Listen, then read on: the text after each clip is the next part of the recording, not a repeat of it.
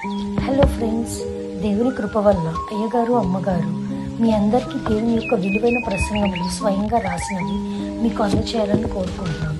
మా పుస్తకంలో సిలువ ధ్యాన ప్రసంగములు 83 ప్రసంగములు, క్రిస్మస్ ప్రసంగములు 50 ప్రసంగములు, బైబిల్లోని స్త్రీల ప్రసంగములు 72 ప్రసంగములు, మోషే సుఖోపవాస ప్రసంగములు 63 ప్రసంగములు.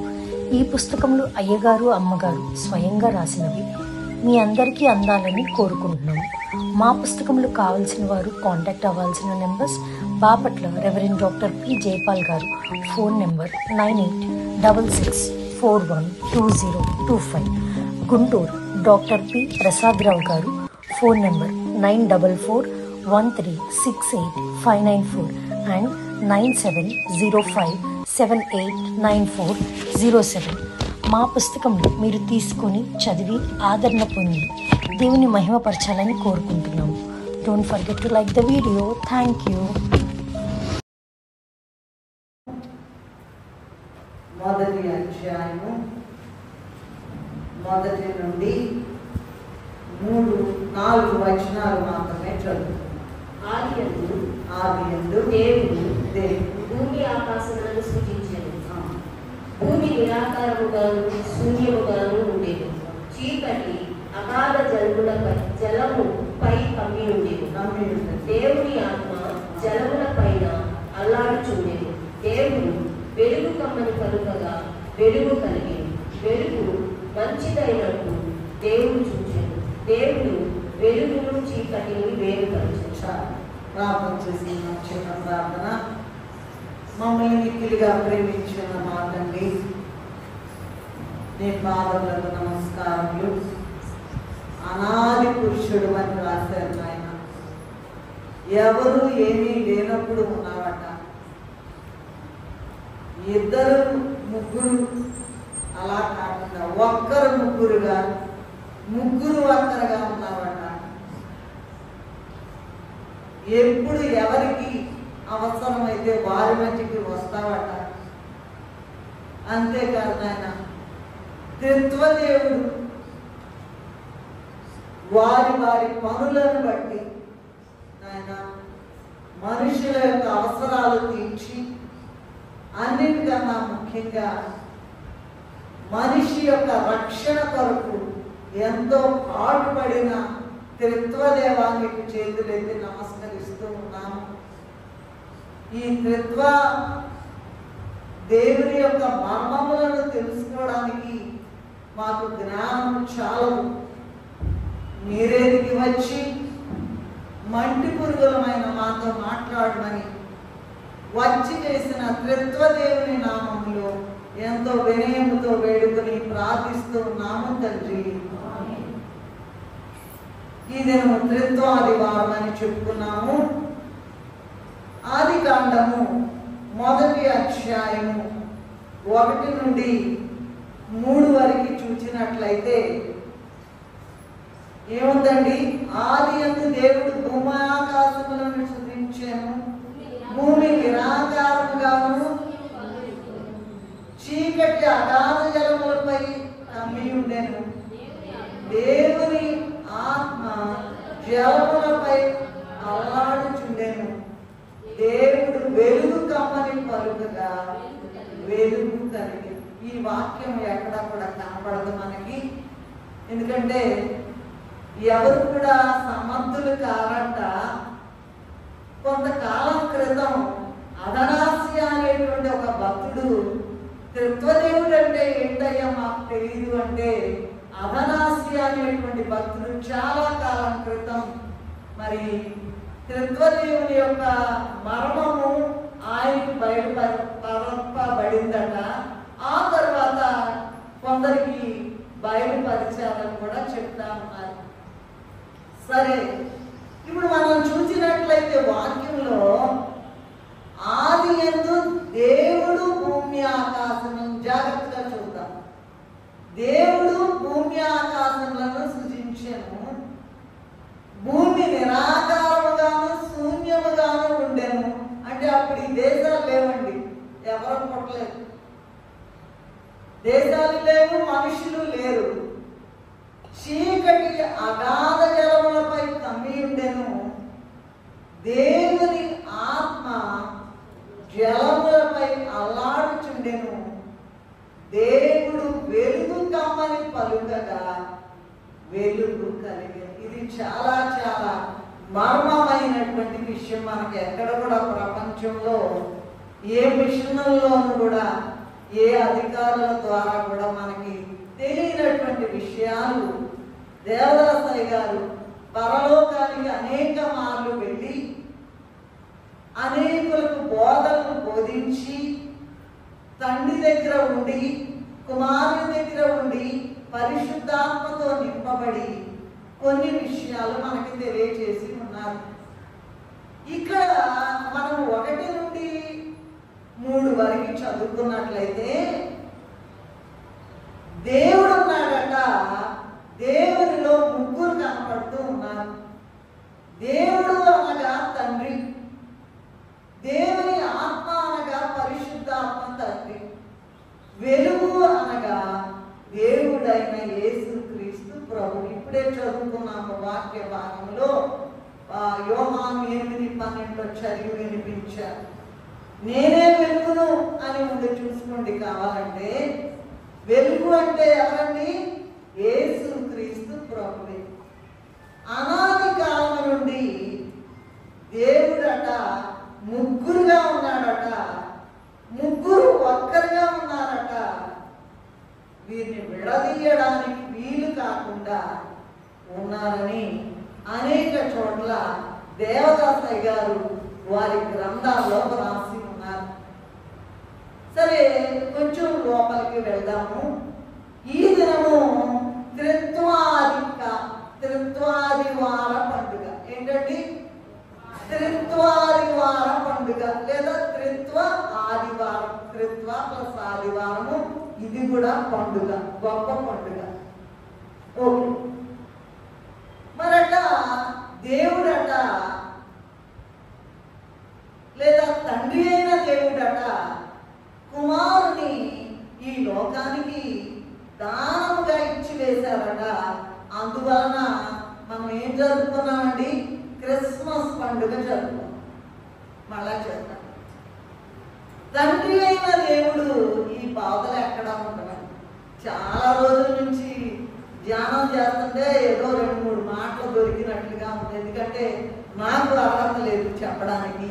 దేవదాసయ్య గారు పేరు తెలవడానికి తగను. కానీ చాలా మేమిద్దరం కలిపి ధ్యానం చేస్తే కొన్ని విషయాలు ద్యోతకమైనవి మాకు. సరే, తండ్రి అయిన దేవుడు ఏం చెప్పానండి? తన కుమారుని ఈ లోకానికి దానంగా ఇచ్చి ఉన్నారు కనుక ఏం జరుపుకున్నామండి? క్రిస్మస్ పండుగ జరుపుకున్నాము. దీన్ని ఏమన్నారంటే తండ్రి పండుగ. ఏమన్నారండి? క్రిస్మస్ పండుగ ఏంటంట? చెప్పాలి అందరూ. తండ్రి పండుగ అన్నారు. రెండవది, తండ్రి అయిన దేవుడు పంపగా కుమారుడైన యేసయ్య యేసుక్రీస్తు వారు ప్రపంచ పాప భారం మోయడానికి వచ్చి తన ప్రాణం పెట్టినారు కనుక దాని మంచి శుక్రవార పండుగ, తర్వాత ఈస్టర్ పండుగగా జరుగుతుంది. ఇది కుమారుని పండుగ. ఏంటండి? తండ్రి పండుగ కొంచెం జాగ్రత్తగా మనస్సు పెట్టి వినండి. మనస్సుని ధ్యానంలో పెట్టుకోండి. కష్టతరమైనటువంటి వాక్యం ఇది. త్రిత్వదేవుడు అంటే దేవుడు యేసయ్య యేసయ్య యేసయ్య అనుకుంటానే కానీ అమ్మ త్రిత్వదేవుని అర్థం ఏంటో చెప్పండి అంటే చెప్పలేదు. ఎందుకంటే అది చాలా గొప్ప. మానవుని యొక్క భాషకు మనస్సుకు మానవునికి అందనటువంటి అంత ఎత్తునున్నటువంటి మాట త్రిత్వము అనేటువంటి మాట. సో తండ్రి అయిన దేవుడు ఎవరిని పంపారు? కుమారుని పంపితే కుమారుడు వచ్చారు కనుక దానంగా ఇచ్చారు కనుక క్రిస్మస్ పండుగను ఏమన్నారండి? తండ్రి పండుగ అన్నారు. అలాగే తండ్రి అయిన దేవుడు కుమారుడైన యేసయ్యని ప్రపంచ పాప భారం మోయడానికి ఆ కుమారుడైన యేసుక్రీస్తు ప్రభు ఇక్కడికి వచ్చి తన ప్రాణం అర్పించి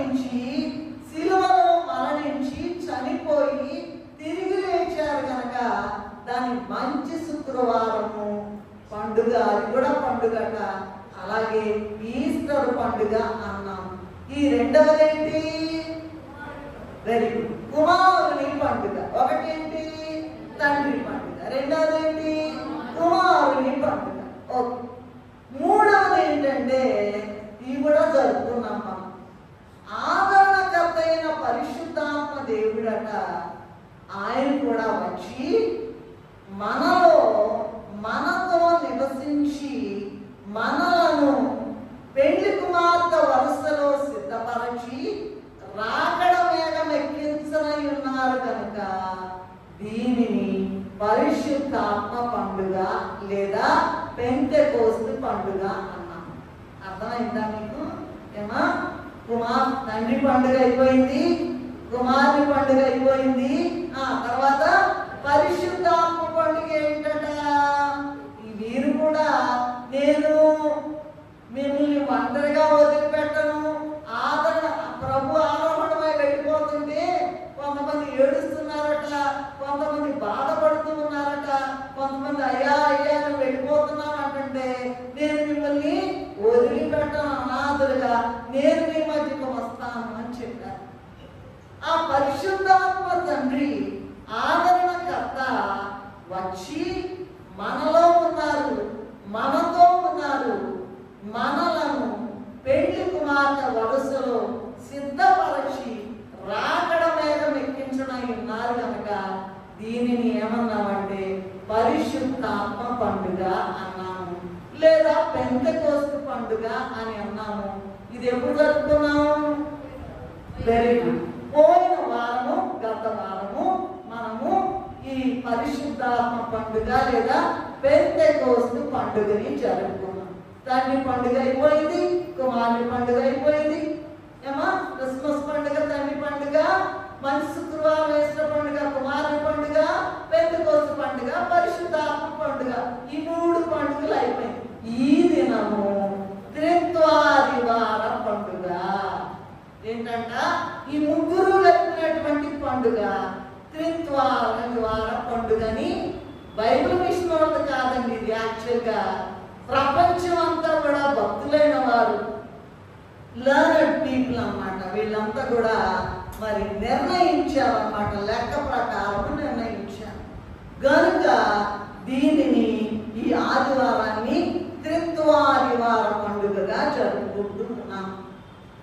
మరి ఈ ముగ్గురిని కలిపి ఈ ఆదివారము తండ్రి అయిన దేవుణ్ణి ఆరాధిస్తున్నాం, కుమారుడైన యేసుక్రీస్తుని ఆరాధిస్తున్నాం, పరిశుద్ధాత్మ దేవుని ముగ్గురిని కలిపి ఈ దినం ఆరాధిస్తున్నాం కనుక ఈ దినం ఏంటండి?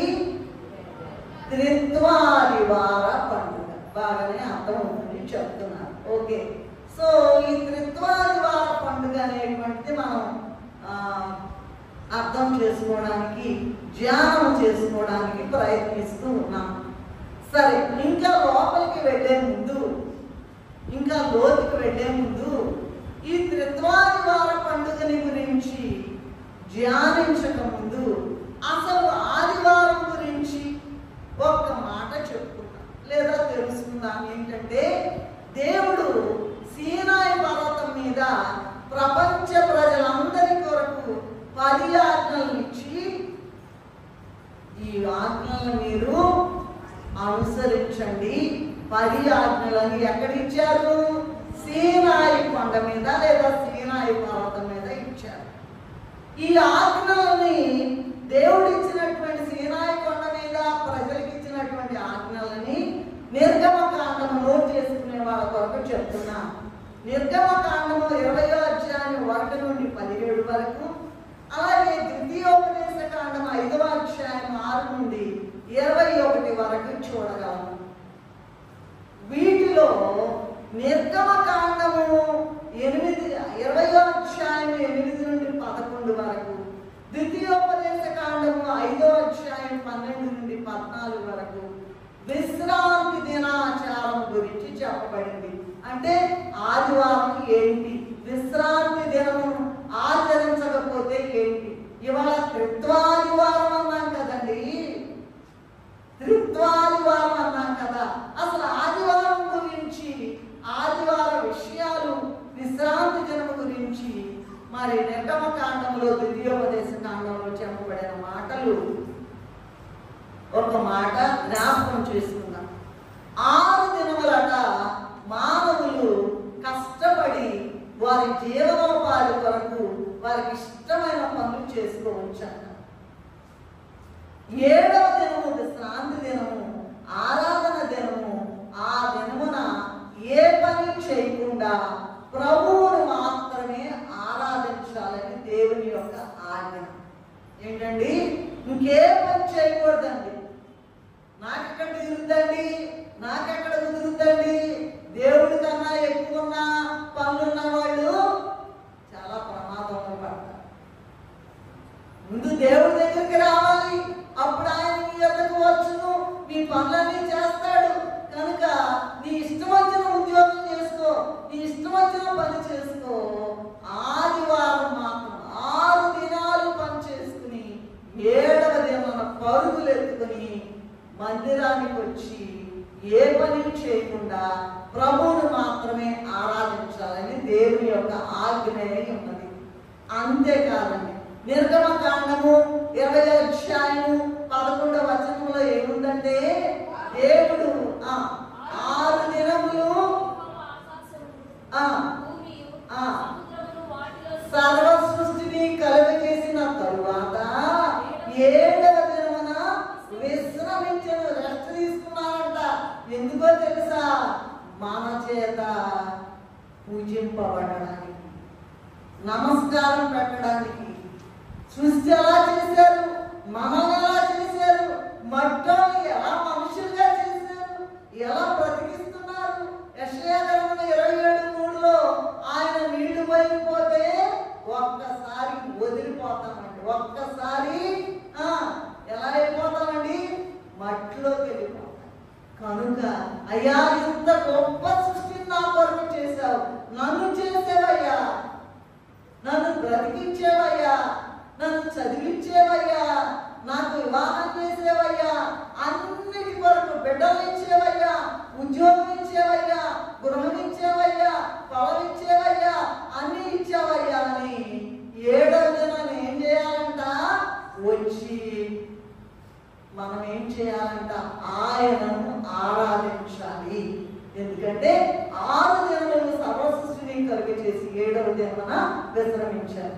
అంతేకాదండి, దేవుడట కుమారుడైన యేసుక్రీస్తు రూపంలో ఈ లోకానికి వచ్చి ఖచ్చితంగా విశ్రాంతి దినాన్ని ఆచరించాలని మనందరము, మనకు 1 పేతురు పత్రిక 2వ అధ్యాయము 21వ వచనములో మనందరము ఆచరించాలని మనకి మాదిరి చూపించారు. ఏంటండి? ఏం చేయాలంట?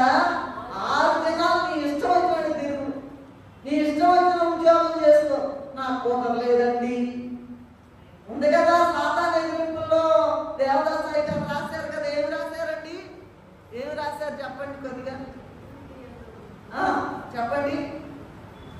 ఇంటి దగ్గర ఉంటే ఇంటి దగ్గర ఉండి ప్రార్థన చేసుకుంటే చాలదా, గుడికి ఎందుకు వెళ్ళాలని మొదలు పెట్టిందంట. అయిపోయింది ఇక వాడు బతుకు అయిపోయింది, మొత్తం చాప్టర్ క్లోజ్. ఎంత గొప్ప మాటలు చూడండి. మాట ఏంటంట? గుడికి ఎందుకు వెళ్ళాలి, ఇంటి దగ్గరే ఉందాం అనుకుంటుందంట. ఒక్కళ్ళలో దూరిందంటే అది మొత్తం అందరికి పాకుద్దమ్మా. సరే, మరి ఈ విధంగా ఈ లోకానికి వచ్చి 1 పేతురు 2:21లో ఏం చేశారండి? మీ కొరకు బాధపడి మీరు తన అడుగుజాడల్లో నడుచుకున్నట్లు మనకు మాదిరి ఉంచిపోయింది. ఓకే, ఇట్లా ఆచరించకపోతే ఏమవుతుందండి అంటే, ఇందాకే అనుకున్నాం, మానవులు గొప్ప ప్రమాదముని ఎదుర్కోవలసి వస్తుంది. మరట ఆనాడు ఇశ్రాయేలీయులు అరణ్యంలో ప్రయాణం చేసినప్పుడు సంఖ్యాకాండం 15వ అధ్యాయం 32 నుండి చూసినట్లయితే, విశ్రాంతి దినమునంట మందిరానికి వెళ్ళకుండా ఒకడు కట్టెలు ఏరుగా చూచి వానికి ఏ శిక్ష విధించాలయ్యా? మందిరానికి రాలా, వాడు కట్టెలు ఏరుకోవడానికి వెళ్ళాడంట. తీరల 6 దినాలు తీరల. ఇదిగో 7వ దినాన్ని తీరిందా? అంటాడు. అప్పుడు వెళ్ళాడు. కట్టెలు ఏరుకోవడానికి చూచి వానికి మరి ఏ శిక్ష విధించాలయ్యా అని దేవుణ్ణి అడిగారు. నిర్గమకాండంలో ఈ సంఖ్యాకాండం 15:32 ఉందండి. అలాగే సంఖ్యాకాండము 15 అధ్యాయం 35-36 చూసినట్లయితే దేవుడు చెప్పాడంట, మరణ శిక్ష విధించండి, అందరూ తీసుకెళ్ళి రాళ్లతో వాడిని చావగొట్టండి. మరి అప్పుడు ఉన్నది ఈ ఆత్మలు ఇప్పుడు కూడా ఉన్నాయి కదా. మరి ఆదివారం రావాలని ఏం చేయాలమ్మా? ఇప్పుడే చదువు. ఎంత భయంకరమైన తేలిగ్గా మానేస్తారు. తేరగా బతికిస్తున్నాడు అనుకుంటున్నారా మీరు? దేవుడు అన్నం పెడుతున్నాడా? ఇంటి దగ్గరే ఉంటారండి, ఎక్కడెక్కడే ఉంటారండి. రారండి, రారు. ఎందుకంటే సాతాను వాళ్ళని కట్టి పడేసింది. ఎంత ఘోరాది ఘోరమో చూడండి. ఏం చేయాలంట? అందరూ కాళ్ళ వెలుగులు వాడిని తీసుకొని వెళ్ళి రాళ్ళతో కట్టి చంపాలని చెప్పారు కనుక మోషేతో దేవుడు చెప్పాడట. తీసుకెళ్ళి ఏం చేశారంట? వాడిని తీసుకెళ్ళి రాళ్ళతో కొట్టి చావట.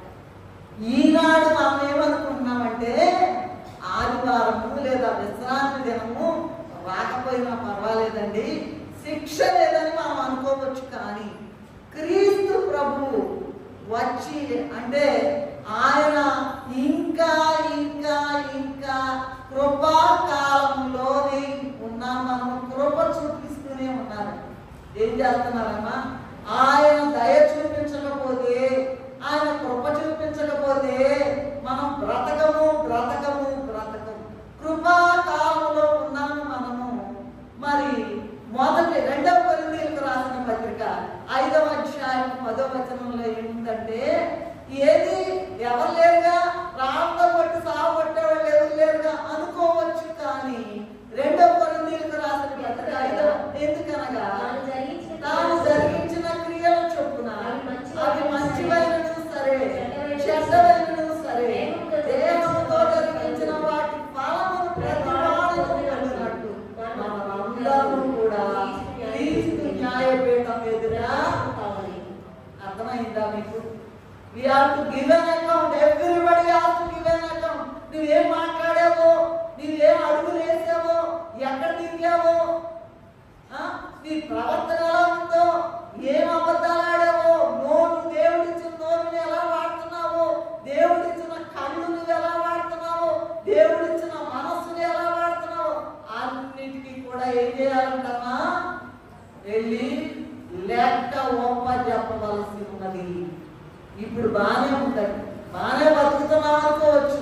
కృపాకాలం నీకు వచ్చేసింది. యవ్వనుడా సంతోషపడుమా, యవ్వన కాలమున, యవ్వన కాలమున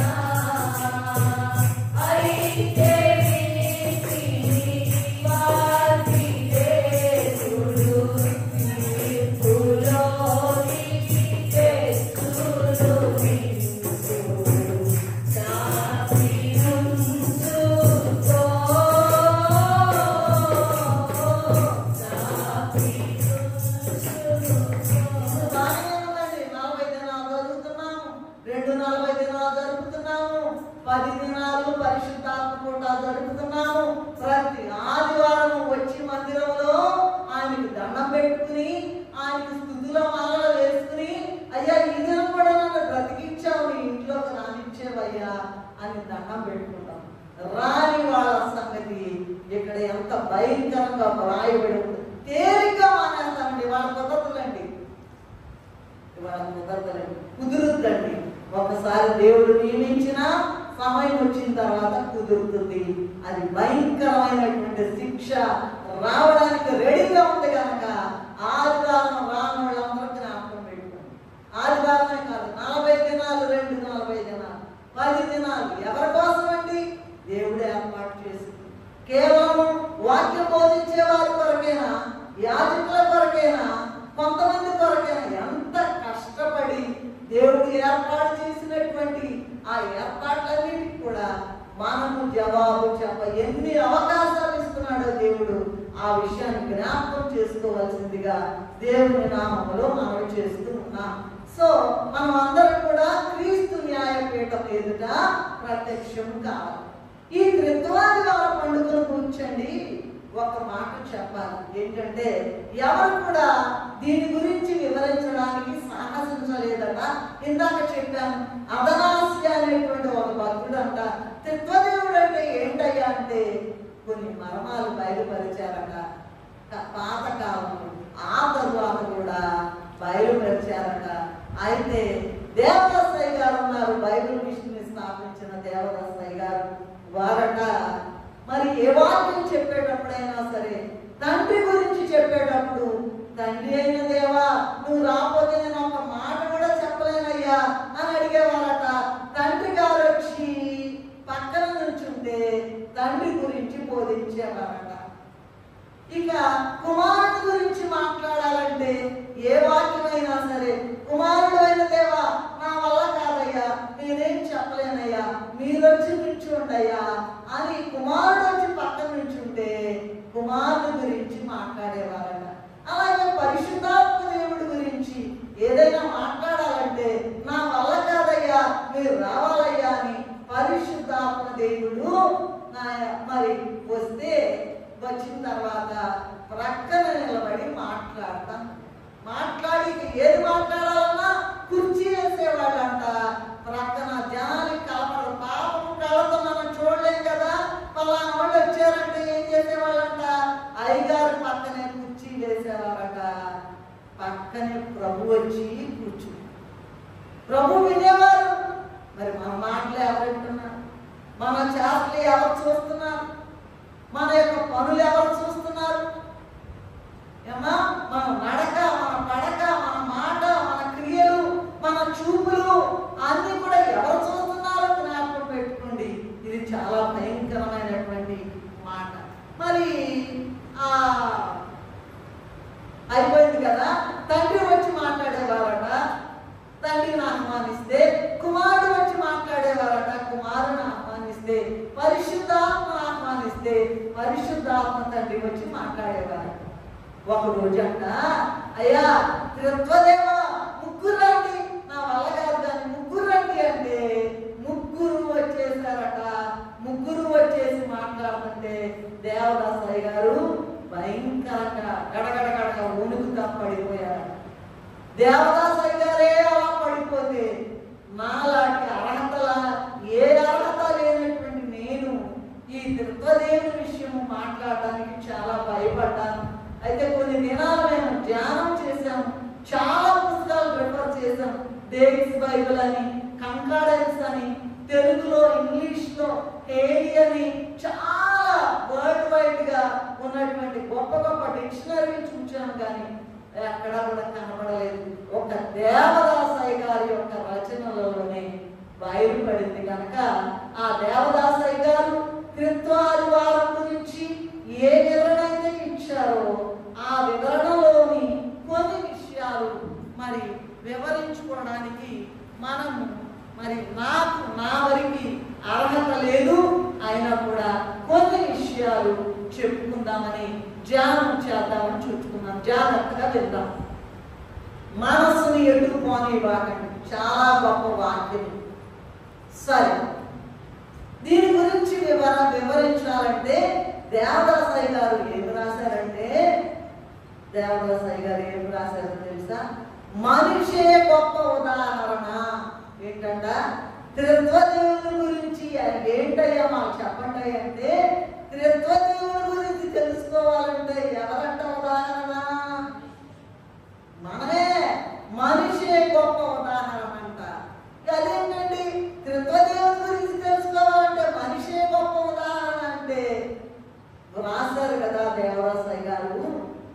దైవతత్వంలో తండ్రి, కుమార, పరిశుద్ధాత్మ ముగ్గురు ఒక్కరుగా ఉన్నారు కదా.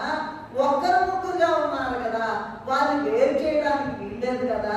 మరి ఎలాగో ఇది అంటే చూడండి, కొన్ని విషయాలు ధ్యానం చేసుకుందాం. ఆదికాండ గ్రంథము 1వ అధ్యాయము 1వ వచనం తీయండి దయచేసి, నాకు సహాయం చేయండి. చదివేవారు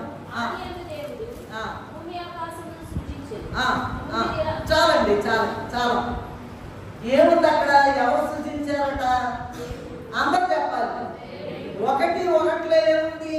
భూమి ఆకాశములను ఎవరు సృజించారు? ఏమా వీటి పక్కంతా ఖాళీ ఉందో చెప్పండి. ఎంత? ఎవరంట? 1:26 చూడండి ఒకసారి. ఆదికాండ గ్రంథంలోని 26వ వచనం. దేవుడు మన స్వరూపమందు మన పోలిక చొప్పున నరులను చేయును. చూడండి, ఒకే మాట. నేను ఇంకా అంతా అవతలకి పెట్టలేదు. మొదటి వచనంలో ఏముందండి? ఎవరు సృజించారు? దేవుడు సృజించారు. ఒక్కరే దేవుడు. 26వ వచనంలో ఏముందండి? మన స్వరూపం. అదేంటంటే ఒక్కడే దేవుడు కదా. ఇప్పుడే పాడుతున్నాం కదా, అనాది పురుషుడైన దేవుని ఆరాధించండి. ఒక్కడే దేవుడు కదా. మరి 26లో మన స్వరూపం అంటున్నారండి. అదే మనకు అర్థం కాని విషయం. చాలా గొప్ప విషయం అండి. 26లో దేవుడు మన స్వరూపమందు మన పోలిక చొప్పున నరులను చేయదము అన్నారు. ఇక్కడ దేవుడు ఒక్కరిగా ఉన్నారు. మన పోలిక మన స్వరూపం అన్నప్పుడు ముగ్గురుగా కనపడుతూ ఉన్నారు. ఇది మర్మమైనటువంటి విషయం. సరే, మనిషే ఉదాహరణ అన్నారు కదా, గొప్ప ఉదాహరణ. మొదటి దశలోనికి రాసిన పత్రిక 5:23లో చూద్దాం. చూడండి. ఆత్మ, శరీరము, జీవము లేక ప్రాణము, ఈ మూడు కూడా ఉన్నాయంట మనిషిలో. ఏమున్నాయంట? చదవండి దయచేసి, త్వరగా చదవండి.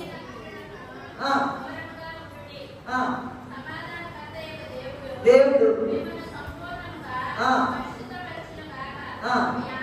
అమ్మమ్మ ఒక్క నిమిషం. ఏముందండి?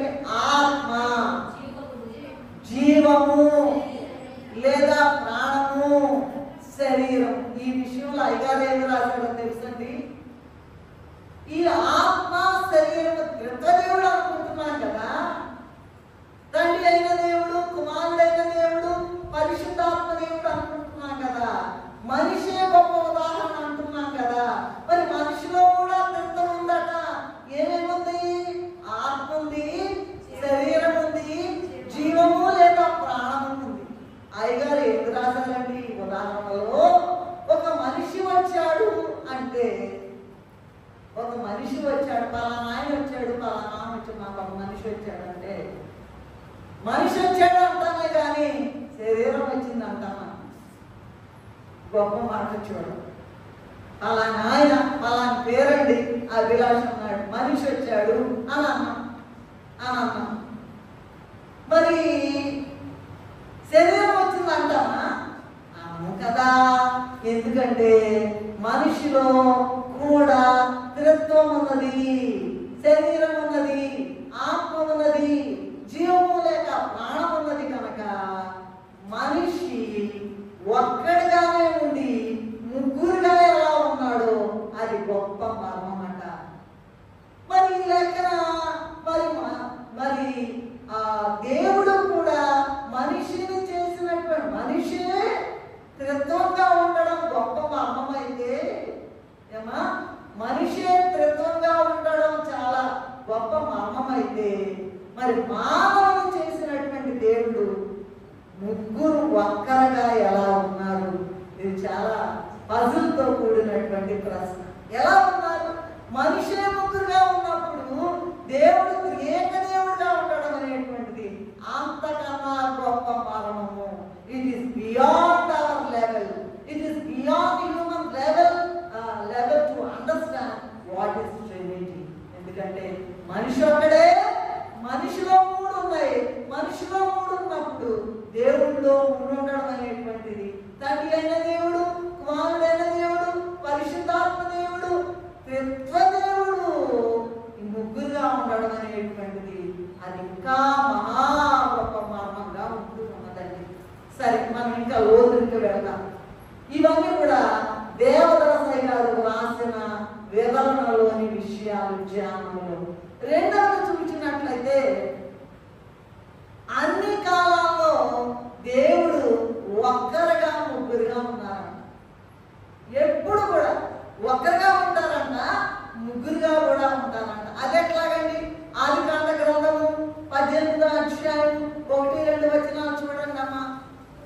ఆదికాండము 18:1-2 యెహోవా అబ్రహామునకు కనబడెను అని ఉంది. చూడండి, మీరే చూడండి. యెహోవా ఎవరు కనబడ్డారంట? ఎవరు కనబడ్డారంట? అబ్రహాముకి ఎవరు కనబడ్డారు చెప్పండి? యెహోవా కనబడ్డారు. అలాగే మరి ఇంకా ఇమ్మీడియట్ గా ఏముందంటే వెంటనే కన్నులెత్తి చూచినప్పుడు ముగ్గురు మనుషులు. అసలు ఏంటండి ఇది? ఎంత గొప్ప మాట అండి! ఆ దేవుని యొక్క త్రిత్వ అర్థాన్ని అర్థం చేసుకోవడానికి మంటి పురుగులమైన మనకి సాధ్యం కాదు. అయ్యా అని దండం పెట్టుకుని, కాళ్ళు పట్టుకుని, నీ దయయ్యా అని ఆయనకి దండం పెట్టుకుని ఆయన స్తుతించడం తప్ప. అందుకే పని ఏమున్నది? మనసున స్తుతి కార్యము తప్ప మరి మనసున స్తుతి కార్యము తప్ప మరి పని ఏమున్నది? వాక్యజనానికి వరదారాలున్నా యేసు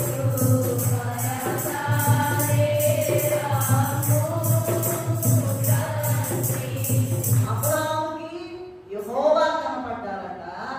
కన్నులెత్తి అక్కడికక్కడే కన్నులెత్తి చూచినప్పుడు ముగ్గురు మనుషులు కనపడ్డారు. ఇదేనండి మహాభాగ్యం, మహోన్నతమైనటువంటి. It is beyond human level to understand what is the secret of Trinity. కనుక సరే, ఇది రెండవ ఉదాహరణ. సరే, వచ్చారు, ఒక్కరు వచ్చారు, ముగ్గురు కనిపించారు, మొత్తం వచ్చారు. అబ్రహాం గారు కాళ్ళు కడుక్కోండి, నీళ్ళు ఇచ్చారు, వేటను సిద్ధం చేశారు, భోజనం చేశారు, ప్రతిఫలం పొందారు. సరే, అది తర్వాత మన పాయింట్ త్రిత్వాదివారం అంటే ఏంటని చూసుకుంటాం. త్రిత్వదేవుడు. మూడవది చూద్దాము. కొలస్సీలకు రాసిన పత్రిక 1వ అధ్యాయము 15-17 వచనాలు. 15 నుండి చదువుకుందాం. కొలస్సీలకు రాసిన పత్రిక.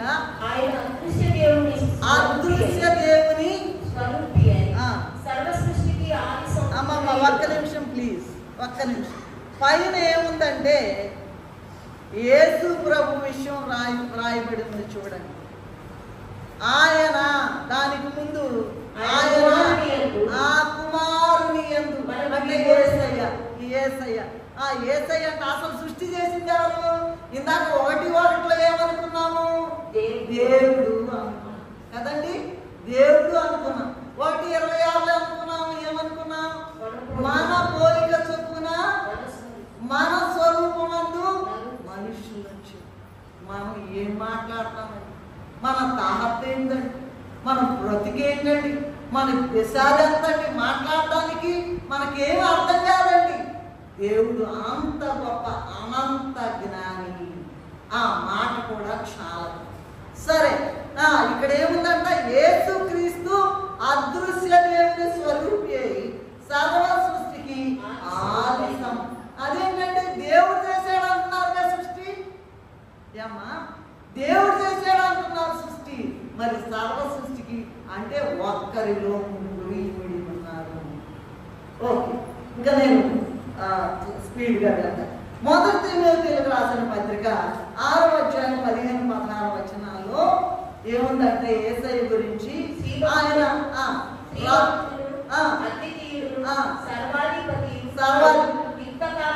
రాజులకు రాజు, ప్రభువులకు ప్రభు, సమీపింపరాని తేజస్సులో ఆయన మాత్రమే వసించుచు అమరత్వము గలవాడై ఉన్నాడు. నిరంతరం ఉండేటువంటి దేవుడు. మనుషులలో ఎవరిని ఆయనను చూడలేదు, చూడలేరడు. చాలండి, అటువంటి దేవుడంట. వింటున్నారా?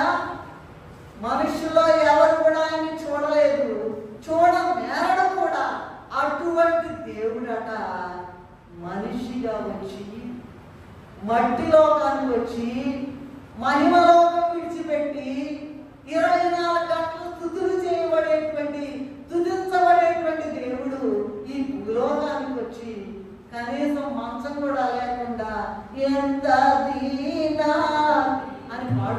కదా, ఓ యేసయ్యా నీ జన్మం ఎంత దయనీయమయ్యా. అసలు ఆలోచించుకుంటున్నారా? మనం అంత గొప్ప దేవుడు తగ్గించుకుంటే మన బ్రతుకులేంటండి, మన బ్రతుకేంటి? అది ఆలోచించాల్సిందిగా మిమ్మల్ని మనవి చేసుకుంటున్నాను.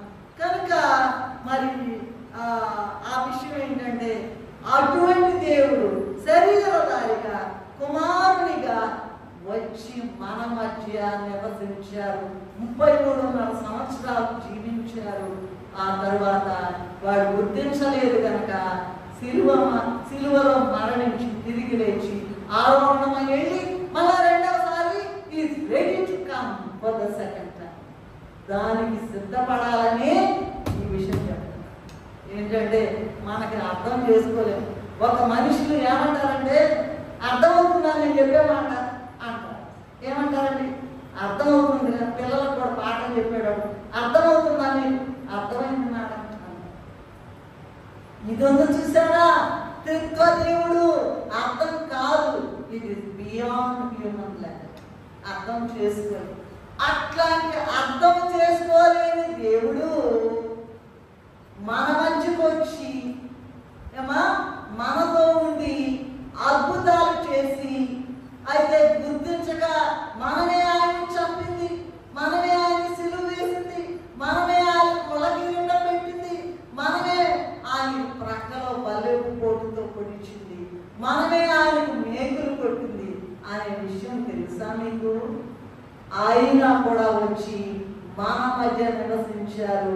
ఆయన అంతా తగ్గించుకుంటే గొప్ప దేవుడు, త్రిత్వ దేవుడు, ఒక్కరు ముగ్గురుగా ఒక్కరుగా ఉన్న దేవుడు మన మధ్యకి వస్తే మనమేమో మన బడాయి అంతా ఇంత కాదు, గర్వం అంతా ఇంత కాదని తగ్గించుకోకపోతే మేఘంలో ఎగిరి వెళ్ళలేము.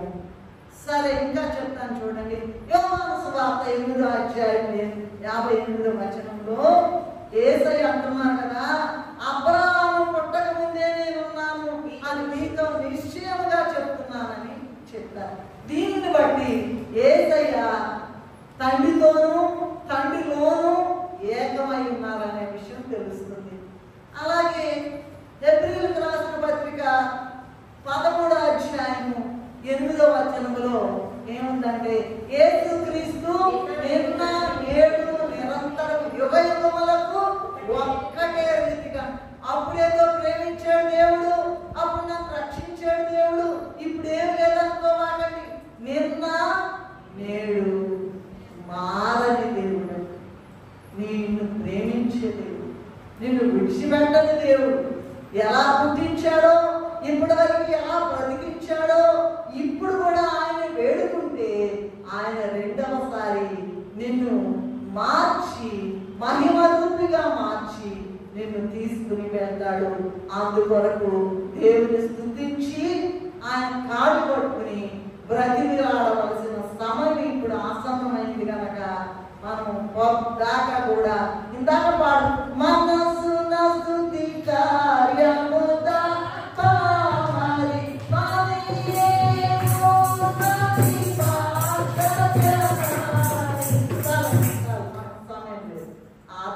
ఇవన్నీ కూడా దేవదాసయ్య గారు రాసినటువంటి వ్రాతల్లో త్రిత్వ దేవుని ప్రసంగాలలో చూశాను.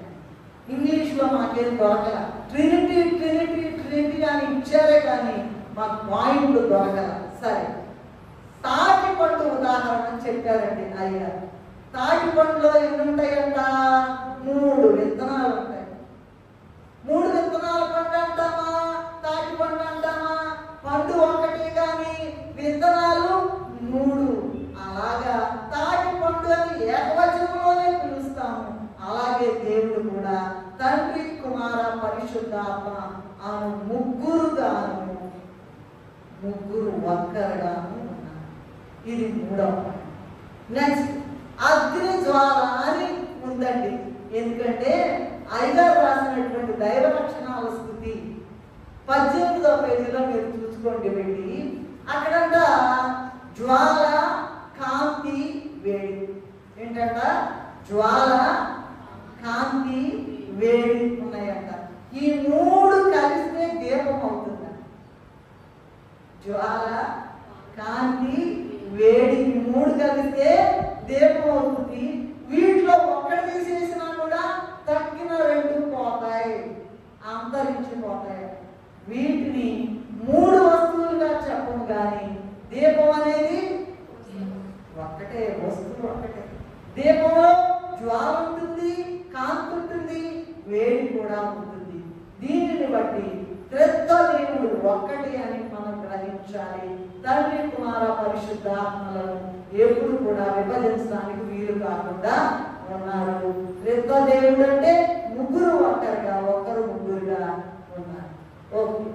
ఆ తర్వాత యోహాను సువార్త 14వ అధ్యాయము 8-9 వచనాల్లో చూసినట్లయితే ఫిలిప్పు గారు యేసు ప్రభువును అడిగారు. ఏమని అడిగారు? ప్రభువా, తండ్రిని మాకు కనపరుచు, మాకంతే చాలయ్యా, ఇక మా బతుకు ధన్యమైపోతాయా అన్నాడంట. ఏమన్నాడంట? తండ్రిని మాకు కనపరుచయ్యా, ఇక అయిపోతుంది, తండ్రిని చూస్తే నా జీవితం ధన్యమైపోయినట్టే అనగంటే ప్రభు అన్నారట, యేసు అన్న ఫిలిప్పు, నేను ఇంతకాలం నీ యొక్క ఉండినా కూడా నీవు నన్ను ఎరుగువా, నన్ను చూచిన వాడు తండ్రిని చూచి ఉన్నాడని చెప్పారు.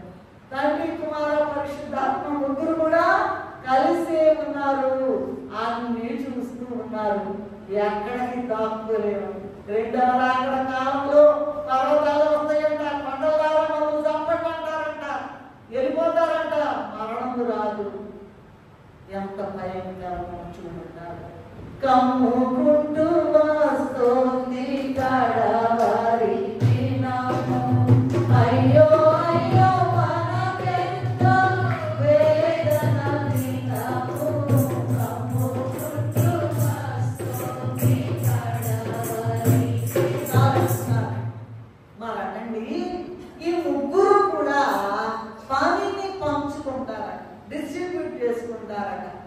ముగ్గురు ఒక్కరిగా ఉన్న దేవుడు ఆయా కాలాలలో నిర్వహించవలసిన పనులను బట్టి ఆయా రూపాలుగా కనబడతారు.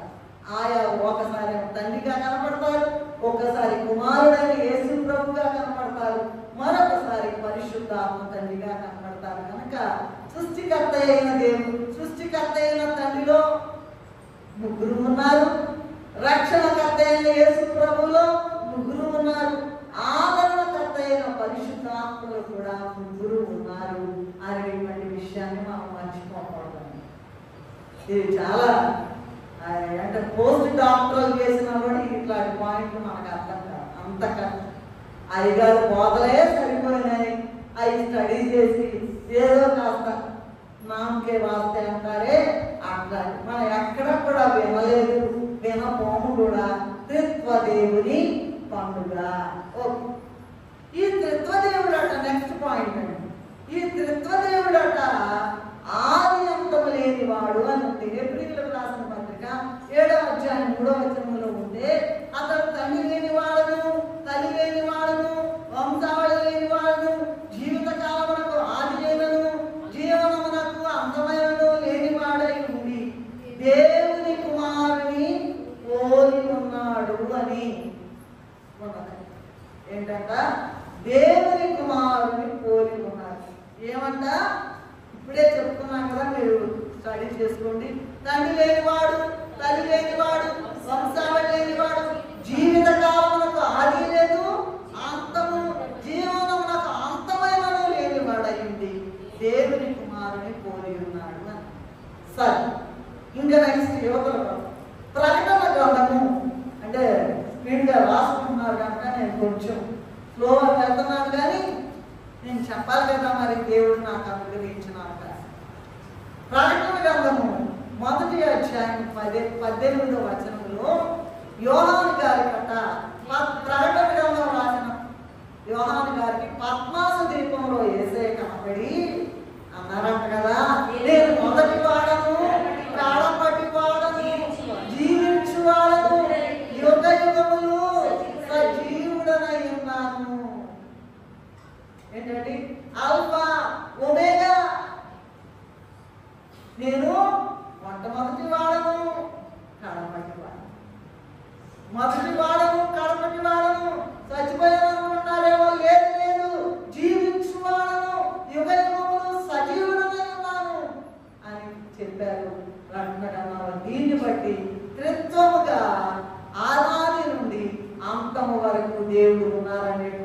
విషయాన్ని మనము గుర్తు పెట్టుకోవాలి.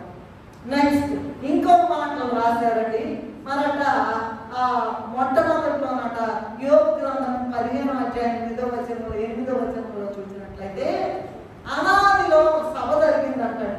అనాదిలో అంటే ఆది లేక ముందు, ఆది కాండం అంటే మొట్టమొదట, దానికి అనాది అంటే నో ఆది అనేది లేదు, అనాది. ఇప్పుడే కదా పాడు, అనాది పురుషుడైన దేవుని ఆరాధించండి. అనాది పురుషుడు ఎక్కడో ఎప్పుడో మనకు తెలియదండి. సరే, అనాది సభ జరిగితేనంట దేవుని లక్షణాలన్నీ కలిపి ఒక మీటింగ్ పెట్టుకున్నాయంట. సభ జరిగిందంట. దాంట్లో దైవ లక్షణాలన్నీ కూడా మానవుని చేద్దామని ఒక లక్షణం అన్నదట. అంటే వెంటనే ఇంకో లక్షణం ఉందంట. నేను ఆ లక్షణాలను చెప్పట్లా, మళ్ళీ అటు వెళ్తే మళ్ళీ అటు టైం సరిపోదని నేను ఇటు వస్తాను. ఒక్క లక్షణమే చెప్తాను. చేద్దామని ఒక లక్షణం అంటే రెండవది అన్నారు, ఇంకో లక్షణం ఉన్నాయంట. మనకు తెలుసు కదా దైవ లక్షణాలు కొత్తగా చెప్పుకుంటున్నాం కదా. ఒక లక్షణం చేద్దామంటే రెండో లక్షణం తప్పిపోతాడు కదా, గ్యారంటీగా మానవుడు తప్పిపోతాడు కదా అని మరి ఒక లక్షణం అంటాడు. వెంటనే ఇంకొక లక్షణమైన ప్రేమ ఏంటంట. ఎంత గొప్ప దేవుడు చూడండి. యెహెజ్కేలు గ్రంథంలో ఉంటాడు. ఏముందంటే, మీరు అనేక మంది బిడ్డగాండ్రతో తిరిగినను నా యొద్దకు రండి, ప్రేమతో మాట్లాడు. నువ్వు నా మీద మొలకీరిండం పెట్టినా సరే, పక్కలో వల్లే పొడితో పొడిచినా సరే, కాలు చేతుల్లో ఆయన చిత్తాన్ని తెలుసుకోకుండా ఎంతకాలం అంటే మనం బతికేది. మన బ్రతుకులు ఎంత, మానవుని ఆయుష్ కాలం 70 సంవత్సరములు, అధిక బలమున్న 80 సంవత్సరాలు అంటున్నారు కదా. ఈ 8 ఏళ్ళు ఇట్లాగే బూడిదలో పోసిన పన్నీరులాగా అబద్ధాలు ఆడతా, పక్కగా నడుస్తా, వంకర త్రోవల్లో తిరుగుతా, ఇట్లాగే పోదామా ఆదివారం. అసలు ఆదివారం అంటే ప్రాణం పోయింది. పబ్లిక్ ఎగ్జామ్ ఉన్నా సరే ఆదివారం 12 గంటల దాకా మేల్కొని ఉండి అప్పుడు మొదలు పెట్టేదాన్ని నేను. చాలా మంది అలా చేస్తారు భక్తి గలవాడు. ఇదేంటో గొప్ప అనుకోవాలి. గవర్నర్ అవార్డు వచ్చిందంటే మాట్లాడాలి. దేవుడు చూస్తాడండి మనిషిని, నీ అంతరంగం ఏంటో చూస్తాడు. నువ్వు ఏంటి, నీ బతికెంత, నీ విషాదెంత అంటే అసలు నీ అంతరంగం చూసే దేవుడు ఉన్నాడు ఇక్కడ. ఆయనట ఏంటంట, నేను వెళ్ళి యేసయ్యంట ఎంత తప్పిపోతారు, నిన్ను చంపేస్తారయ్యా అని అన్ని లక్షణాలు చంపేస్తారన్నాయంట. పోతే పోయి రక్తం ఏరులే కారుతున్నారంట, అయినా వెళ్తానన్నాడంట. మేకులు పడతారు, అయినా వెళ్తానన్నాడంట. తల మీద మొలకిరీటం పెడతారు, అయినా వెళ్తానన్నారంట. మీ శరీరం అంతా ఛిద్రం చేస్తారు, శరీరం విరగొట్టబడతారు అన్నారంట, అయినా వెళ్తారు. అదే ప్రేమ, అదే ప్రేమ, అదే ప్రేమ. ఇప్పుడు నేను బతిమలాడుతుంది ఏంటి ఈ వాక్యం ద్వారా, ఇంకా నాయన మారతావా, దేవుని దగ్గరికి వస్తావా, మీరు దేవుని దగ్గరికి రండి అప్పుడు ఆయన మీ వద్దకు వచ్చును అనేటువంటి మాట రాయబడి ఉన్నది కదా. కనుక యేసయ్యంట నేను వెళ్తాను, మనిషి కొరకు ప్రాణం పెడతాను, రక్షిస్తానని అనాది సభలోనంట దేవుడు అంట సంతకం పెట్టి వచ్చాను. అందువలన ఏమి మాట్లాడలేదు. గొర్రె బొచ్చు కత్తిరించు ఆయన ఎదుట మౌనముగా ఉండినట్లు ఆయన నోరు తెరవలేదు. ఆయన దొంగ అన్నారు, దయ్యాల స్నేహితుడు అన్నాడు, అయినా కూడా మాట్లాడలేదు, ఒక్క మాట కూడా మాట్లాడలేదు. మనమైతే నోరు ఇష్టం వచ్చినట్టు ఎందుకైనా నోరు అట్లా పడేసుకుంటాం, ఎందుకలా మాట్లాడుకుంటావు, ఎందుకలా మాట్లాడుకుంటావు అని మాట్లాడతాం కదా. ఆయన ఒక్క మాట కూడా, ఆయన ఎంత గొప్ప దేవుడో మనం చదువుకున్నాం ఇప్పుడే, మళ్ళా వెనక్కి వెళ్ళడానికి మనకు సమయం చాలు. అటువంటి గొప్ప దేవుడు ఏం చేస్తున్నాడండి, యేసు ప్రభువా నేనెంతకాలము, యేసు ప్రభువా నేనెంతకాలము వృధా చేసితి నా జీవితమంతటి. అయ్యయ్యే నా బ్రతికే మొత్తం ఉద్యోగం చేస్తున్నాం, డబ్బులు ఉన్నాయి, ఎఫ్డీలు ఉన్నాయి, ప్రమాణమైన ఇల్లు ఉంది, కారు ఉంది, పెద్ద ఉద్యోగం ఉంది. అయితే ఏంటంట, దేవుని దగ్గరికి వెళ్ళి ఆరాధన ఉందా? దేవునితో పాటు సింహాసనం మీద కూర్చుని రాజుగా చేస్తానని అడుగుతున్నాడండి. రాజులనుగా యోధులనుగా మమ్ము చేసి నమరాజా విజయమీము మా విజయుంగా నిజమైనా రాజుగా నా దగ్గర ఎల్లకాలము కూడా నాతో పాటు పరిపాలిస్తారు అని చెప్తుంటే కూడా వినకోకుండా, లేదయ్యా మేము మట్టిలోనే ఉంటామయ్యా, మట్టి ఉద్యోగాలే చేస్తామయ్యా, మట్టి పనులే చేస్తామయ్యా అనుకుంటున్నారంట మనుషులు. అందుకే దేవుడు ఈ దినం మనకి ఈ వాక్యం వచ్చి ఇచ్చారు. సరే, ఇలా ఏమన్నారంట, ఆయన వచ్చారు కనుక ఆయన ప్రాణం పెట్టి ఏమైనా సరే నన్ను వాళ్ళ చిత్రం చేసినా సరే, నన్ను ఏం చేసినా, నన్ను చంపివేసినా సరే నేను వెళ్తానని వచ్చారట. మరి ఆ యేసయ్యకి నువ్వేమిస్తున్నావు? ఆయన నమ్ముకుంటున్నావా? ఆయన కాళ్ళు పట్టుకుంటున్నావా? లోకాసు వార్త 7వ అధ్యాయం 36 ఆ మాట, ఇదిగో వెనక నుండి వచ్చి ఆయన పాదములను కన్నీళ్లతో తడిపిందంట, తల వెంట్రుకలతో తుడిచిందట, అత్తరముడితో మొత్తం కూడా గుమాయి. అదేంటి? నీ మాటలు గుమాయించాలి, సాక్ష్యం ఉండాలి, నీ క్రియలు గుమాయించాలి. ప్రతి చోట వెళ్ళే ప్రతి చోట కూడా యేసయ్యను నీవు ఏం చేయాలి? కనపరచాలి, స్తుతించాలి. ప్రతి నిమిషము ఆయన మాట నీ నోట ఉండాలి. సిగ్గుపడడానికి వీల్లేదు. ఇప్పుడు నువ్వు ఒప్పుకోకపోతే రేపు దేవదూతలు ఎదుట దేవుడిని ఒప్పుకోడు. ప్రభు అంత నీ కొరకు ప్రాణం పెడితే నువ్వేం చేస్తావు? నాకెక్కడ తీరుద్దండి, నాకెక్కడ తీరుద్ది? ఒక్కసారి తీరుద్ది, ఎప్పుడు తీరుద్దు నీవే నిర్ణయించుకోవాల్సిందిగా యేసు నామములో మరి మనము చేస్తూ ఉన్నాం. సరే, దేవదాసయ్య గారు ఎప్పటి నుంచి ఉన్న 120 సంవత్సరాలకు రాస్తారు కానీ ఎప్పటి నుంచి ఉన్నారో మనకి తెలియదండి. అయితే అడిగారంట, వారి మాటల్లో ఏముందంటే, అయ్యా ఎర్ర సముద్రము ఎలా గడ్డగట్టింది? అంత పెద్ద సముద్రము నీళ్లు ఎట్లా గడ్డగట్టి అని అడిగితేను దేవుడట ఎర్ర సముద్రాన్ని, గోడ కట్టిన ఎర్ర సముద్రాన్ని, నీళ్లు గోడ కట్టబడిన ఎర్ర సముద్రాన్ని చూపించాడు. చూపిస్తే అయ్యగారంట, దేవదాస్ అయ్యగారంట ఆ గోడని గిల్లారంట. గిల్తే నీళ్లు వచ్చినాయంట. నీళ్ళు వచ్చి మరి వెంటనే గట్టిపడిపోతున్నాయి అంట. అటువంటి దర్శనాలు నీవు పొందగలవా? ఆ తరువాత మరి అంటే గిలగానే నీళ్ళు వస్తున్నాయి అంట, మరి వెంటనే గడ్డ కట్టిపోతున్నాయి. అలాగే అయ్యగారు రాశారు, స్వయంగా చెప్పారంట, ఆదామవ్వలు పండు తినేటప్పుడు నేను అక్కడ నుండి తినొద్దని చెప్పాను, వాడు నా మాట వినలేదు. ఇది ఎక్కడన్నా చదువుతాను. దేవదాసయ్య గారి ప్రాంతాలలో చదివి మాట్లాడిన మాటలు ఇవి. కనుక మరి విమర్శించినా సరే నాకు పర్వాలేదు. అయ్యగారు ప్రాంతాలలో రాయబడిన మరి మేము విజయవాడలో ఉన్నప్పుడు పెద్ద పెద్దవాళ్ళు ఉండేవారు. అయ్యగారు చెప్పిన వాక్యాలు, ప్రాంతాలు, నోట్స్లు రాసుకునేవాళ్ళు. వాళ్ళు చెప్తుంటే మేము వినేవాళ్ళని. బాగా 80 years అవ్వవాళ్ళు. వాళ్ళు అసలు మానకుండా సన్నిధిలో వచ్చేవాళ్ళు కాదు. సన్నిధికి వచ్చి కూర్చున్నారు. పెద్దవాళ్ళు అందరూ కూడా రిటైర్డ్ టీచర్స్, అందరూ రిటైర్డ్ టీచర్స్. మరి ఆలోచించండి దేవదాసయ్య గారి విషయం. ఇంకొక మాట ఏంటంటే, నేను నెట్లో చూడటం కొంచెం అలవాటు నాకు ఈ మధ్య ఎక్కువగా అయింది.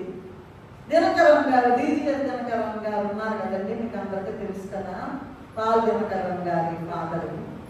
ఆయన అంట సరే పరలోకానికి వెళ్ళినప్పుడు ఇంటర్వ్యూ చేశారు. ఆయన ఎన్నిసార్లు వెళ్ళారు, ఎప్పుడు వెళ్ళారు, ఏం జరిగింది, మీ పరలోక దర్శనాల యొక్క అనుభవాలు ఏంటి మాకు చెప్తారా అని అడిగినప్పుడు ఓకే చెప్తానన్నారంట. సరే వెళ్ళారటండి, ఒక రోజు పరలోకానికి వెళ్ళారంట.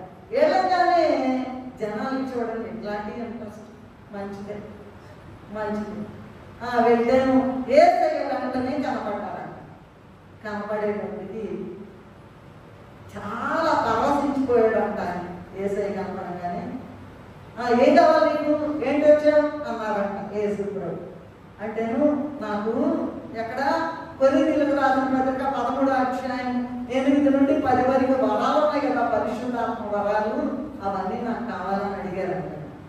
అడిగితేను ఒక్కసారి, ఎందుకంటే తండ్రి కుమార పరిశుద్ధాత్మ ముగ్గురు ఒకటే ఉన్నారు కదా, యేసయ్య అన్నారంట అది మా ఇష్టం లేదు, తండ్రిని అడగమన్నారు.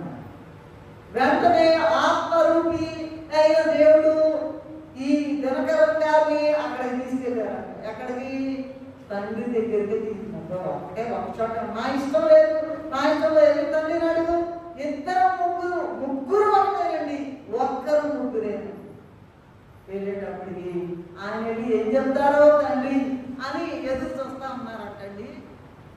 మేఘాలంట ఊరుతాయి చూడండి, ఒక్కసారి భయంకరమైన శబ్దం వచ్చిందంట. ఏంటంట మామూలు ఉరుములు కాదు, నేను మునిగిపోయాడంట. గడగడ అయిపోయింది నా పని, ఇక్కడ అయిపోయింది అనుకున్నారంట. అది తండ్రి స్వరం అంట. యేసయ్య స్వరము మామూలుగా పాటలు నెలని చాలని యేసయ్య స్వరం అంట. ఉరుము వంటి ధ్వని వచ్చిందంట. మరి ఏం కావాలి నీకు అంటే, అయ్యా ఇట్లా నాకు ఈ కొరింథీయులకు రాసిన పత్రికలో ఉన్నటువంటి వరాలు కావాలంటే సరే అన్నారంట. మళ్ళీ వచ్చి అదొక పాయింట్ మాత్రం. అయితే ఇక్కడ నేను చివరిగా ముగించే ముందు ఒక ముఖ్యమైన పాయింట్ చెప్దామనుకుంటున్నాను. ఏంటంటే కోర్టుల విషయం అండి. ఏ విషయం అండి చెప్పండి? కోర్టులు. ఏ కోర్టులు అవి? ఆదికాండ గ్రంథము 3వ అధ్యాయంలో పాప ప్రవేశాన్ని గూర్చి ఉన్నది. పాప ప్రవేశం, మనుషులు మహిమ రూపులు ప్రతిరోజు కూడా తలపొండ వచ్చి, నాయన ఆదమా ఏం చేస్తున్నావు, అమ్మా అవమ్మా ఏం చేస్తున్నావు అంటే చక్కగా వచ్చి తండ్రితో సహవాసం చేసేవారు. మనం ఏం చేస్తున్నాం? సహవాసం, నావెల్స్, సినిమాలు, మాట్లాడుకోవడాలు, చెత్త వాడడాలు, తిరగడాలు, హాయిగా ట్రిప్. ఏంటి? దేవుని సన్నిధిలో ఆయన స్వరాన్ని వినడానికి ప్రయత్నం చేయాలి. ఇవన్నీ వృధాయేనండి. మనం చూసేవన్నీ కూడా, ఈ లోకమంతా కూడా యేసయ్యని ఎలా మర్చిపోవాలి, ఒక్క క్షణం కూడా మర్చిపోవాలి. సరే, ఈ పాయింట్లో వద్దాం. మళ్ళా 3వ అధ్యాయంలో పాప ప్రవేశాన్ని బయట కూర్చి ఉన్నది. ఎందుకంటే ఆదాము హవ్వలు మహిమా స్వరూపులుగా సృజింపబడ్డారు. దేవుడట వాడు పాపం చేసినప్పుడు, ఇది చూడండి అమ్మ, పాపం చేసినప్పుడంట ఏదైనా తోటలో అంట కోర్టు పెట్టారు. ఎందుకంటే తప్పు చేశారుగా, అలా శిక్ష విధించాలిగా, న్యాయం చెప్పాలిగా, జడ్జిగా ఉండాలిగా. మన ఎవరి ఇష్టం వచ్చాడు. దేవుడు అట ఏం చేశాడంట? కోర్టు పెట్టాడంట. మరి ఆ ప్రథమ కోర్టు దేవుడు పెట్టింది ఎక్కడ పెట్టాడు? అది చెప్పండి. ఏదైనా తోటలో పెట్టాడు. ఇప్పుడు వచ్చిన కోర్టులన్నీ బేస్ అదే. ప్రథమ కోర్టు ఏదైనా తోటలో దేవుడు పెట్టిన కోర్టు. ఎందుకు పెట్టారు? పాపం చేశారు, తినవద్దన్న పండు తిన్నారు వీళ్ళు, చేయొద్దన్న పని చేశారు వీళ్ళు, తినొద్దు అంటే తిన్నారు. మన జీవితంలో కూడా ప్రతి అడుగులో కూడా ప్రతి నిమిషం కూడా మన దగ్గర ఆ పండు ఉన్నది. ఆ పండు చెయ్యాలా చెయ్యాలి. మరి ఆ కోర్టులోని నేరస్తులు ఎవరో తెలుసా? ఎవరు నిలబడ్డారో తెలుసా? ఆదాము, అవ్వమ్మ, సర్పం. తెలుసు, బాగా చెప్తున్నారు. Very good. సర్పం. మరంట ఆ కోర్టు దగ్గర అంట ఆదాము దగ్గరేమో దేవుడు, తండ్రి అయిన దేవుడు నిలబడ్డారంట. అలాగే మరి అవ్వమ్మ దగ్గరేమో కుమారుడైన దేవుడు నిలబడ్డారంట. సర్పము దగ్గరేమో పరిశుద్ధాత్మ దేవుడు నిలబడ్డారంట. అయితే దేవదాసయ్య గారికి ఇది జరగడానికి ముందే, పాపం చేయబడడానికి ముందే, కొంతకాలానికి ముందే దేవుడట అయ్యగారికి బయలుపరిచాను. ఆదికాండం 1వ అధ్యాయం వరకు కూడా మేము ఒకటిగానే ఉన్నామయ్యా. ఎవరు? ముగ్గురు, తండ్రి, కుమారుడు, పరిశుద్ధాత్మ. ఆదికాండం 1వ అధ్యాయం వరకు కూడా మేము ఒకటిగానే ఉన్నాము. అయితే పాప ప్రవేశ కాలమున 3వ అధ్యాయంలో అవసరాన్ని బట్టి మేము వేరవ్వాల్సి వచ్చింది. వేరైనా కూడా ఎప్పుడూ ముగ్గురు కలిసి, ముగ్గురు నేరస్తుల దగ్గర ముగ్గురు ఉండవేంటి ప్రభా అని అడిగారంట అయ్యగారు. అదేంటయ్యా తండ్రి, మీరు అక్కడ ఆదాము దగ్గర ఉండవేంటి, మరి అవ్వమ్మ దగ్గర కుమారుడు ఉండవేంటి, సర్పం దగ్గర పరిశుద్ధాత్మ దేవుడు ఉండవేంటి అని అడిగితే, ఎలా ప్రభా అంటే అప్పుడు ఎవరని ఏం చెప్పారంటే, ఆదాము కంట నీవు 3వ అధ్యాయంలో ఉంటుందండి. మొత్తం కూడా భూమి నీ నిమిత్తము శపించబడి ఉన్నది, ఆ పొలంలో పంట తింటామైనా కూడా శపించారు. శిక్ష వచ్చింది కానీ పంట దీవెన వచ్చిందంట. అలాగే అవ్వమ్మ దగ్గర ఎవరు కూడా పడనటువంటి భయంకరమైన శ్రమ, ప్రసవ వేదన పడి పిల్లలను అంటావు అని అది శిక్ష వచ్చింది కానీ వెంటనే కుమారుడు పుట్టే దీవెన ఆమెకు వచ్చిందంట. కుమారుడు పుట్టుట అనే దీవెన. ఎందుకంటే కుమారులందరికీ కూడా జ్యేష్ఠ కుమారుడు ఎవరు? యేసు ప్రభు అండి. యేసు ప్రభువే మరి ఆయన జ్యేష్ఠ కుమారుడిగా వచ్చాడు. ఇక సాతాను సంగతి ఏంటంటే దానికి ఏది కూడా లేదు. అందుకని దేవదాసయ్య గారంట ఎప్పుడు సాతాన్ని ఒక తిట్టు తిడతారంట. ఏంటంటే, నీకు సిగ్గులేదు సాతానా, ఈ పాపం నువ్వే తీసుకొచ్చి పెట్టావు, నీ వల్లే వచ్చింది కనుక నా బిడ్డలైన వారు లేచి నిలబడి పాపం చేసినా సరే ఒప్పుకొని ఇంకా చేయను, నేను ప్రభు కోసం జీవిస్తానని ఎప్పుడైతే నిలబడతారో ఆ పాపం అంతా కూడా ఇదిగో మొత్తం నీ మొహాలేసి పడతారు అని దేవుడు చెప్పారంట. కనుక ఆదాముకి పంట దిగిన, అవ్వమ్మకేమో కుమారుడు పుట్టే దిగిన వచ్చింది. ఇప్పుడు కూడా మెయిన్ పాయింట్, ఇప్పుడు కూడా మనము మొదటి నుంచి కూడా ఇక పాపమేనండి. అందరూ పాపము చేసి దేవుడు అనుగ్రహించి మహిమను పొందలేకపోతున్నారు. ఇది కనుక పాపములోనే పుట్టాము, పాపంలోనే బ్రతుకుతున్నాము, పాపములోనే చనిపోతాం.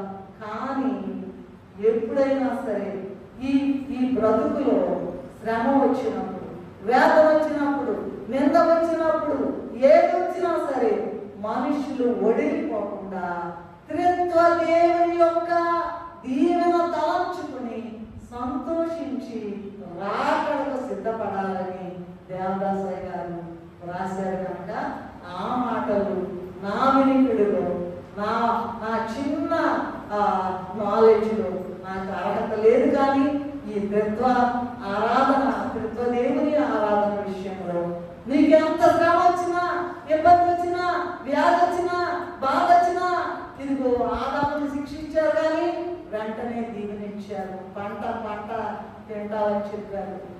అవ్వమ్మకి శిక్ష వచ్చినా ఇకేముంది, it's a struggle between life and death అంటారు. ప్రసవ వేదన వస్తే ఆయన కుమారుడు దీవెన ఇచ్చారు కదా. సాతానికి అదేమి లేదు. అందుకని మనం ఏం చేయాలంటే పాపము చేయించిన సాతాన్ని తొక్కి పడేసి, రోమీయులకు రాసిన పత్రిక 16వ అధ్యాయం 20వ వచనం చదవనక్కర్లేదు కానీ చెప్పండి సమాధానకర్త దేవుడే సాతానుని కాళ్ళ కింద శీఘ్రంగా అది తొక్కేసి, బైబిల్ చదవని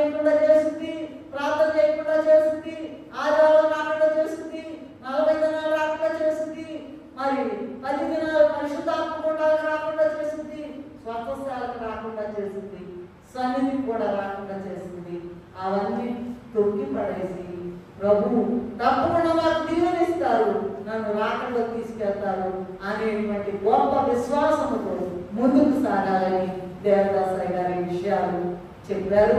అట్టి దీవెన కృప మనకి తండ్రి అనుగ్రహించును గాక. మమ్మల్ని మిక్కిలిగా ప్రేమించిన మా తండ్రి, మీ పాదములకు నమస్కారం అయ్యా. ఎందుకు మనకి రాయన అయ్యా చూసుకోవడం అయ్యా, మీ మహాకృపను బట్టి ఎన్ని డాక్టరేట్లు చదివినా కూడా అర్థం కాని విషయాలు మా తండ్రి గారితో ఆయన రాయించినందుకు నీకు నమస్కారం. దైవ లక్షణాలు, స్థుతులు, సాతాను ఎదురింపులు, ఆయన మరి రాకడ ప్రార్థనలు, సమర్పణ ప్రార్థనలు, అయ్యా ప్రకటన గంధ స్థుతులు అన్నీ కూడా ఇచ్చారు ప్రభా. ఎందుకంటే మాకే ఎవరైనా నాయన రాకడలో ఇంతపడ్డాను అట్టి కృప అవన్నీ కూడా చేసి మేము మీ సన్నిధిలో చేరే కృప దయచేయండి. రాకడ మేఘమే కృప దయచేయండి. యేసు నామములో వేడుకుని స్తుతించుకుంటున్నాను తండ్రి. హాయ్ ఫ్రెండ్స్, అందరికీ మర్నాత. మా వీడియోస్ మీకు ఎంతో ఆదరణ కలిగిస్తున్నాయని మేము నమ్ముచున్నాము. ఈ వీడియోని లైక్ చేయండి, మీ ప్రార్థనా అంశాలని మీ పేరుతో కామెంట్ చేయండి, షేర్ చేయండి, ముఖ్యంగా సబ్స్క్రైబ్ చేసుకోండి. Thanks for watching. అందరికీ మర్నాత.